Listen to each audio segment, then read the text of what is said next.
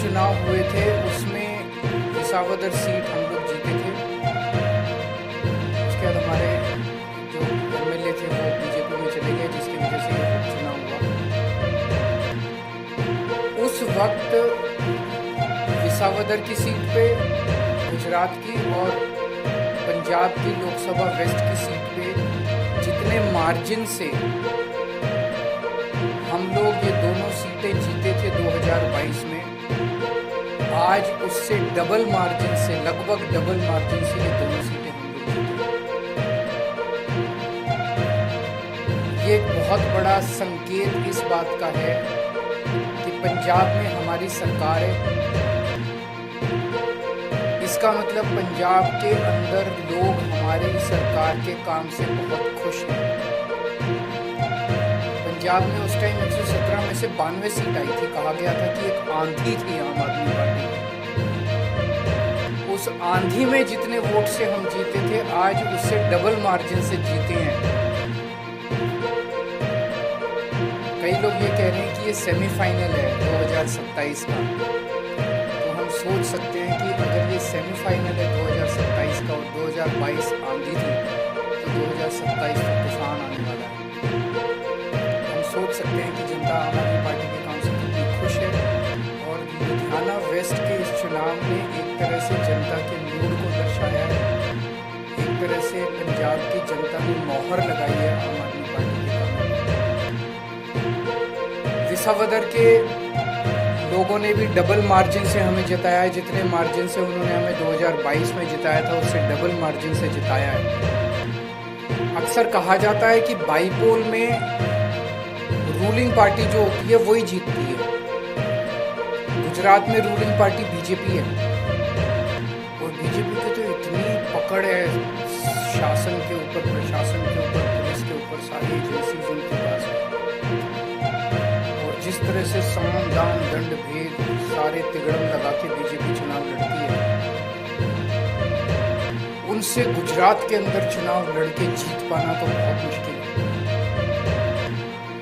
तो अगर double margin से लोगों ने ये वोट दिया हमें, तो ये दिखाता है कि गुजरात के लोग अब 30 साल के बीजेपी के कुशासन से कितने ज़्यादा त्रस्त हो चुके हैं। और अब जनता अपनी आवाज़ उठाने वाली है। जनता ने अपनी आवाज़ उठानी शुरू कर दी है। और ये दिखाता है कि आम आदमी पार्टी की पॉलिसीज़ के ऊपर और आम आदमी पार्टी ने जो पंजाब और दिल्ली में काम किए उसके ऊपर गुजरात की जनता ने भरोसा दिखाया। आम आदमी पार्टी पे भरोसा दिखाया, आम आदमी पार्टी की लीडरशिप पे भरोसा दिखाया। तो गुजरात में अब बीजेपी के से तंग आ चुके हैं और आम आदमी पार्टी लोगों के लिए एक उम्मीद है। 2022 के चुनाव में कांग्रेस को 17 सीट मिली थी गुजरात में, आम आदमी पार्टी को 5 सीट मिली थी। पिछले 3 साल में कांग्रेस के 5 एमएलए छोड़ के चले गए बीजेपी में। आम आदमी पार्टी का 5 में से 1 एमएलए छोड़ के गया बीजेपी में। इन 5 सीटों पे जो कांग्रेस के छोड़ के गए थे, पिछले साल चुनाव हुए थे। 5 की 5 सीट कांग्रेस हार गई और बीजेपी के पास चली गई। एक सीट पे जो बीजेपी ने हमारा एमएलए चोरी किया था, आज बीजेपी से हम वो सीट वापस छीन के ले आए थे। इससे ये दिखाता है कि गुजरात के अंदर टक्कर सीधे बीजेपी और आम आदमी की पार्टी के बीच में है।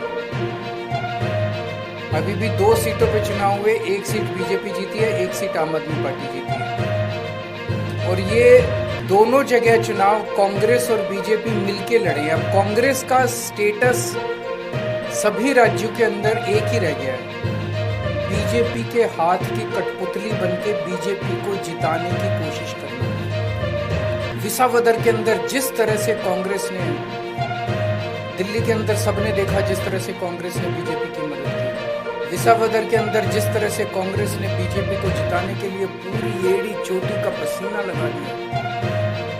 पूरी की पूरी कांग्रेस की लीडरशिप, टॉप लीडरशिप जो है वो बीजेपी की जेब में बैठी है, बीजेपी के हाथ की कठपुतली है। एक कांग्रेस का आम कार्यकर्ता बीजेपी को हराना चाहता है, एक कांग्रेस का लोकल लीडर आप बीजेपी को हराना चाहता है।